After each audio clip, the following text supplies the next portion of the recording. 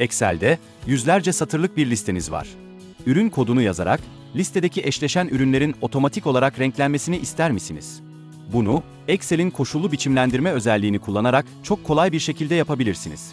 Öncelikle ürün kodlarının bulunduğu alanı seçiyorum.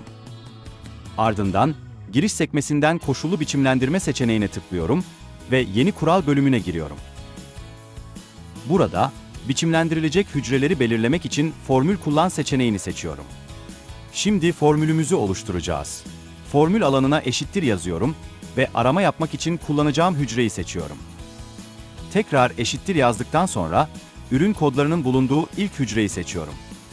Burada önemli bir nokta var. Dolar simgesi başta olacak şekilde F4 tuşuna basarak sütun bilgisini sabitliyorum. Böylece formül, listedeki diğer satırlara uygulandığında doğru sütunu kontrol etmeye devam ediyor. Şimdi hücre renklendirmesi için Biçimlendir butonuna tıklıyorum. Dolgu sekmesine gelerek eşleşen ürünlerin hangi renkte gösterileceğini belirliyorum.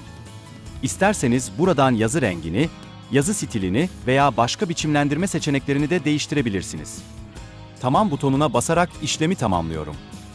Şimdi arama hücresine bir ürün kodu yazıyorum. Gördüğünüz gibi listede bu ürün koduyla eşleşen tüm satırlar otomatik olarak renkleniyor. İsterseniz aradığınız ürünün kaç adet olduğunu da otomatik olarak gösterebilirsiniz. Bunun için sonuç hücresine gelin ve eşittir eğer say formülünü yazın.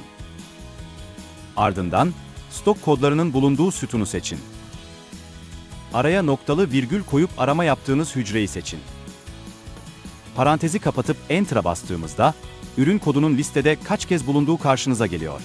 Bu yöntem özellikle stok listelerinde, ürün takip tablolarında ve büyük Excel listelerinde oldukça kullanışlıdır. Video işinize yaradıysa beğenmeyi unutmayın.